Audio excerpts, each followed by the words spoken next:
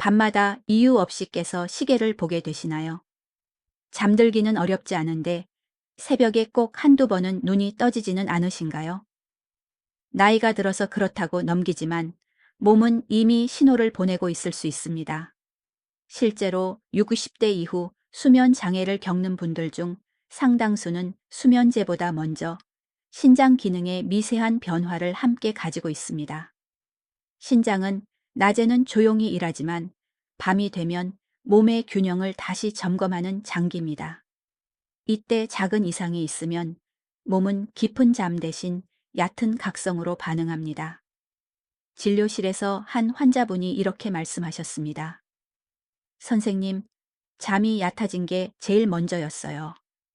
아픈 데는 없었는데 밤이 제일 힘들더라고요.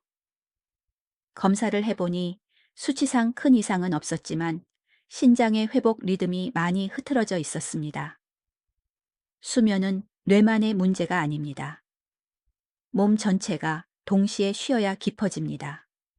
그 중에서도 신장은 밤잠의 질을 결정하는 중요한 축입니다. 오늘 영상 끝까지 함께 하시면 밤에 자주 깨는 이유와 10초 만에 스스로 확인해 볼 수 있는 간단한 자극, 그리고 꼭 피해야 할 실수까지 차분히 알려드리겠습니다. 이제 그 연결고리를 하나씩 풀어보겠습니다. 신장은 흔히 소변만 만드는 장기로 생각됩니다.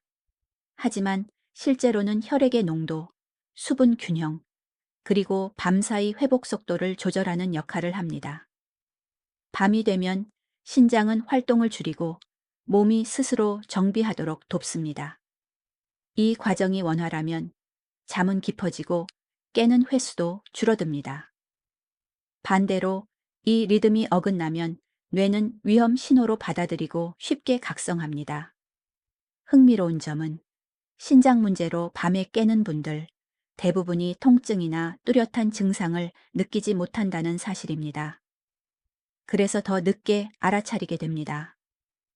의학적으로도 수면 장애와 신장 기능 사이의 연관성은 점점 더 주목받고 있습니다. 일부 전문가는 수면의 질이 먼저 무너지고 그 다음 검사 수치가 변한다고 말합니다. 잠이 얕아졌다는 건 몸이 먼저 보내는 조용한 경고일 수 있습니다. 이 신호를 알아차리는 것이 치료보다 훨씬 중요할 때가 많습니다.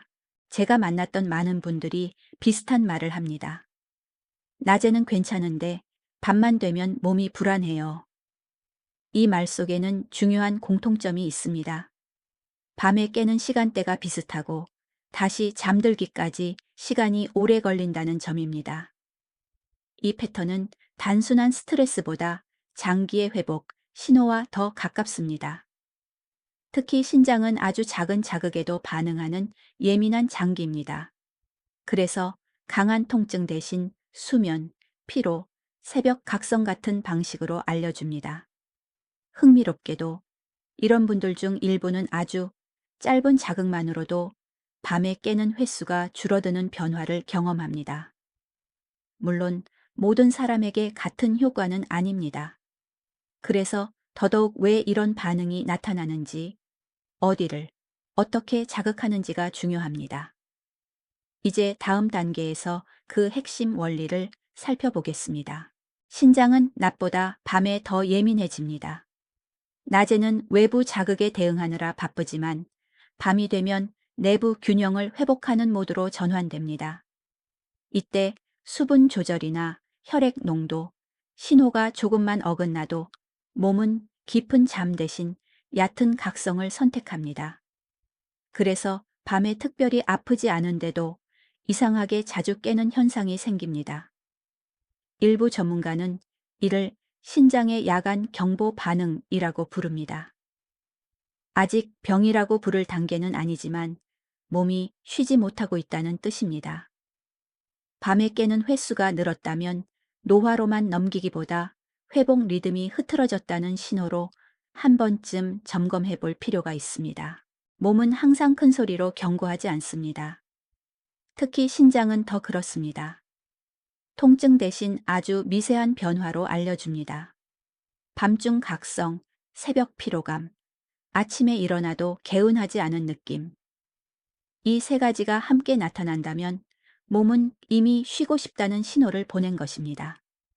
놀라운 점은 이 단계에서는 검사 수치가 정상인 경우가 많다는 사실입니다. 그래서 더 쉽게 지나치게 됩니다. 의학계에서도 증상은 먼저, 수치는 나중이라는 의견이 있습니다. 즉, 몸의 느낌이 검사보다 앞설 수 있다는 뜻입니다. 이 신호를 일찍 알아차리면 생활 습관만으로도 충분히 흐름을 되돌릴 수 있습니다. 이제 많은 분들이 궁금해 하십니다. 그럼 집에서 바로 확인할 수 있는 방법이 있을까요? 완벽한 진단은 아니지만 몸의 반응을 살펴볼 수 있는 아주 간단한 자극은 있습니다. 특정 부위를 10초 정도 부드럽게 누르면 몸이 어떻게 반응하는지 느껴집니다. 편안해지는지 혹은 아무 변화가 없는지. 이 반응은 신경과 장기가 연결된 경로를 통해 나타납니다. 그래서 짧은 자극에도 수면과 이완에 영향을 줄 수 있습니다. 다만 이 방법은 강하게 누르거나 오래 할수록 좋은 것이 아닙니다. 과하면 오히려 각성을 부를 수 있습니다. 이제 다음 부분에서 왜 10초 자극이 의미가 있는지 그 과학적 배경을 차분히 설명드리겠습니다. 10초라는 시간은 우연이 아닙니다. 신경계가 자극을 인식하고 몸의 반응을 바꾸는데 필요한 최소한의 시간입니다. 너무 짧으면 신호가 전달되지 않고 너무 길면 오히려 각성이 커질 수 있습니다. 그래서 부드럽고 짧은 자극이 중요합니다. 이 자극은 신장과 직접 연결된다기보다 자율신경을 통해 간접적으로 작용합니다. 몸이 이제 쉬어도 된다는 신호를 받아들이게 되는 것입니다. 일부 연구에서는 이완 자극 후 심박과 호흡이 안정되는 반응을 관찰했습니다. 물론 개인차는 분명히 존재합니다. 모든 전문가가 이 방법에 동의하는 것은 아닙니다. 일부는 과학적 근거가 아직 충분하지 않다고 말합니다. 반면 다른 전문가들은 약이나 강한 자극보다 이런 미세한 자극이 노년층에는 더 안전하다고 봅니다. 중요한 점은 이 방법이 치료를 대신하지 않는다는 사실입니다. 몸의 반응을 살피고 회복 흐름을 돕는 보조 수단입니다. 효과가 없다고 느껴진다면 억지로 반복할 필요는 없습니다.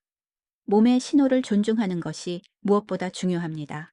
이 자극은 밤에 갑자기 깨었을 때보다 잠자리에 들기 전이 더 좋습니다. 불을 낮추고 호흡을 천천히 한 뒤 10초 정도 부드럽게 눌러줍니다. 그 자체가 하루를 정리하는 신호가 됩니다. 여기에 물 섭취를 조금 줄이고 자기 전 자극적인 행동을 피하면 효과는 더 안정됩니다. 이 모든 것은 큰 노력이 아니라 몸에게 이제 쉰다는 메시지를 보내는 과정입니다. 다음으로는 이 방법을 피해야 하는 경우와 주의할 점을 살펴보겠습니다. 이 방법이 모두에게 맞는 것은 아닙니다.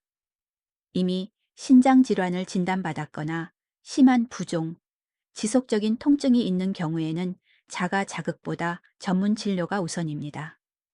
또한 자극 후에 두근거림이나 불편감이 느껴진다면 즉시 중단하는 것이 좋습니다. 몸이 거부 신호를 보내는 경우입니다. 중요한 원칙은 하나입니다. 편안해지면 계속, 불편해지면 멈추는 것. 이 기준만 지켜도 불필요한 위험은 피할 수 있습니다. 많은 분들이 얼마나 해야 달라지나요? 라고 묻습니다. 대부분은 3일에서 7일 사이에 작은 변화를 느낍니다. 밤에 깨는 횟수가 줄거나 다시 잠드는 시간이 짧아집니다. 아침에 일어났을 때 몸이 덜 무겁게 느껴지기도 합니다. 이 변화는 크지 않아도 괜찮습니다. 신장은 천천히 회복되는 장기이기 때문입니다. 중요한 것은 매일 같은 신호를 반복해서 몸에 알려주는 것입니다. 밤마다 깨던 시간이 조금씩 정리되기 시작하면 몸은 이미 방향을 바꾸고 있는 중입니다. 오늘 이야기의 핵심은 강한 자극이나 특별한 약이 아니라 몸의 신호를 알아차리고 부드럽게 반응하는 태도였습니다. 늦지 않았습니다. 오늘이 가장 빠른 날입니다. 10초의 작은 실천이 밤을 바꾸고 하루의 컨디션을 바꿀 수 있습니다. 댓글로 Day 17 챌린지 시작이라고 남겨보세요. 여러분의 밤이 어떻게 달라지는지 함께 나누고 싶습니다. 지금까지 의사로서 그리고 동행자로서 여러분 곁에서 말씀드렸습니다. 오늘 밤은 조금 더 편안하시길 바랍니다.